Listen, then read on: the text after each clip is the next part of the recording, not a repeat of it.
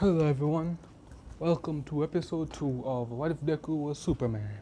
Sorry for being away that long, had to, think some stuff over with myself, had some stuff to do, but I'm back here right now for episode 2. So starting off, Kilix had come, told Deku, that his father wanted to see him and all that stuff. Deku's thinking about what to do when he hears a knock on the door. It's his mom, saying that she's already heard some voices. Deku quickly moves, telling Kilix to hide, he doesn't want to, get his mom worked up.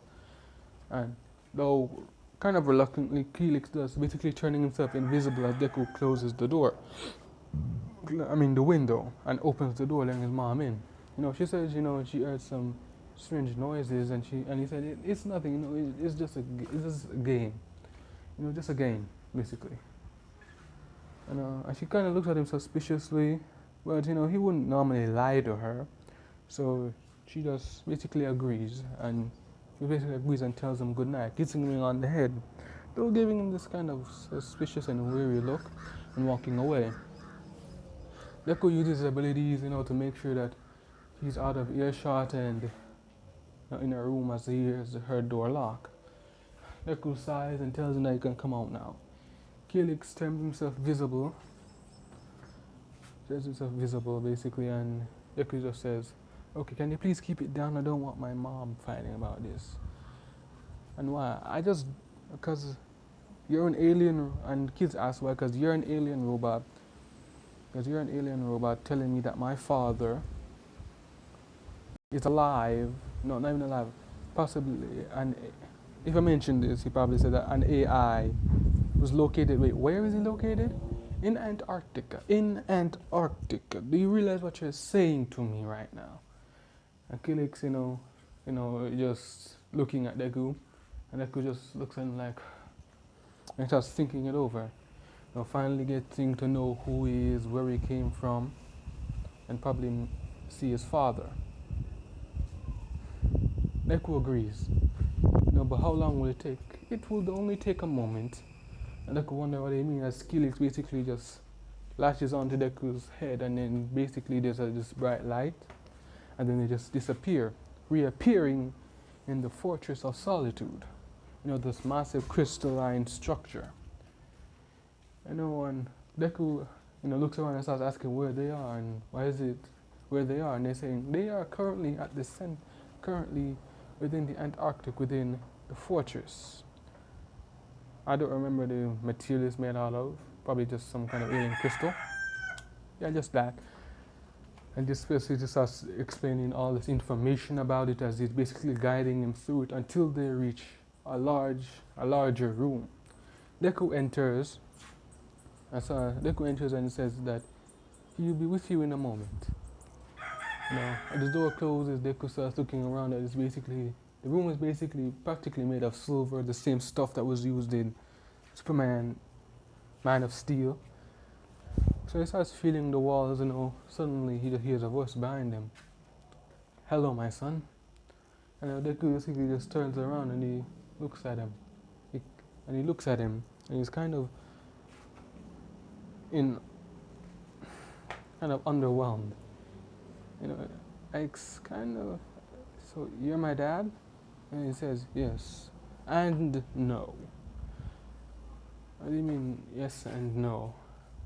I am a clone of Jiraiya's consciousness, though sadly lacking all the residual feelings that a normal being would have, such as love, empathy, and all that, and all those things, and sadness.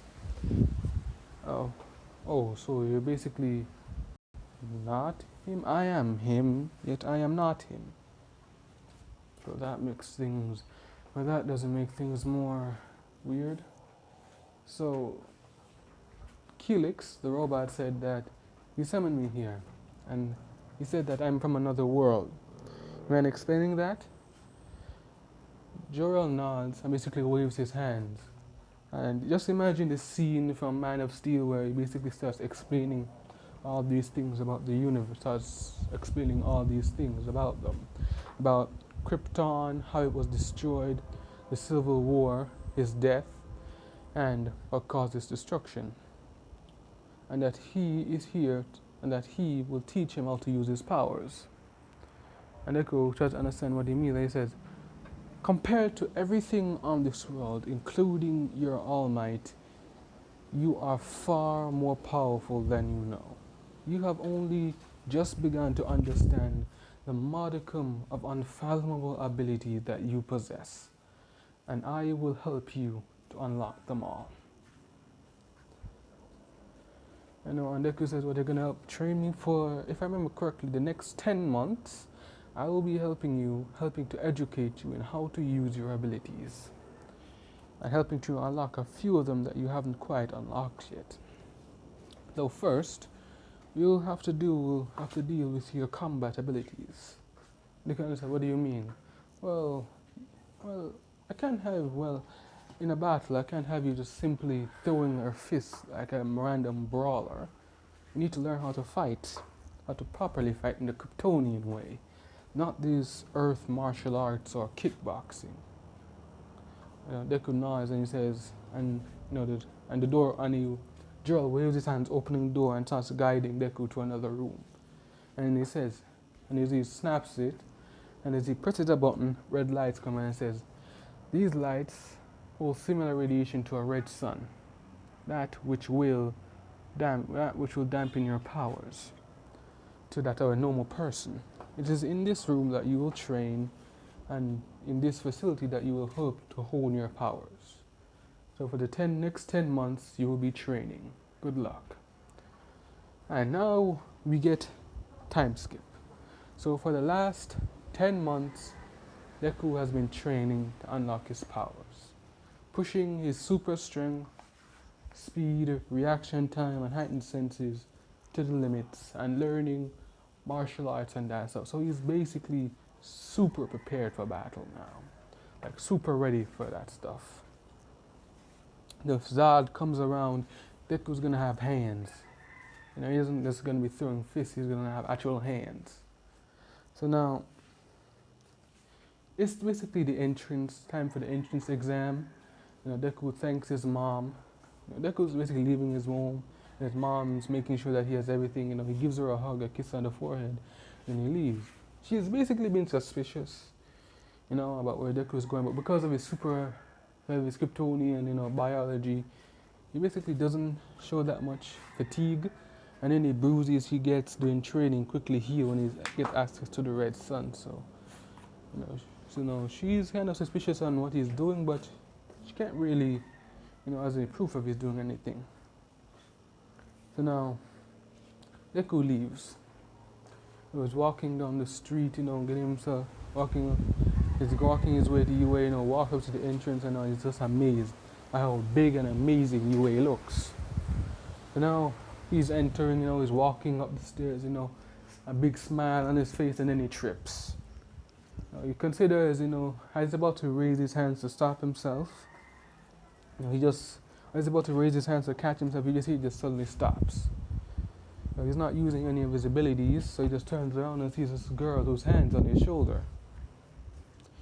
He introduces, basically she helps him upright, and just deactivates her abilities. She explained her name is Uraraka. And she says, she's sorry for using her ability. He says, no problem, you kind of saved me there, thanks. And they talk for a little bit until the bell rings and they have to go. So now, written exam, Deku aces with ease. Deku basically easily aces it. Now for the actual, real exam, Deku's outside, doing some stretches, he's basically wearing this black hoodie and pants and stuff, with the black hoodie and pants, doing these little stretches, hopping, and then you see Uraraka, because he was walking up to her, giving a little talk, giving a little bit inspirational advice, and he's stopped by Ida, who gives him the same talk, wanting to interfere with her, trying to bother her. Deku was basically disinterested in every way of what Ida is saying. And as brushes away his hand and starts walking towards her anyway, the bell goes off. And the door opens as Mike says, go. As everyone starts running, Deku uses his super speed and just rushes past them. He just starts smashing through robots with his fists, using his super breath to blow them away, and he's just basically racking up points quick and fast. Basically just smashing them. He's just smashing through robots like it's nobody's business. So now, as he reaches a certain point, and he's holding basically the body of a robot in his hand, he just basically just puts it down and says, he's gonna chill for right now, let everyone else get a turn. And he basically just starts flying, floating into the air and rests himself on the roof. And rests himself on the roof just there. I might include, yeah, I'm gonna do that. So you're gonna have to wait till USJ. I'm gonna give you guys quite the surprise there. So now, Deku's basically just resting on the roof, just chilling. He suddenly hears a loud boom. And Deku gets up and starts looking around, and he sees basically the 0 point just walking around, knocking over buildings, sending people running away.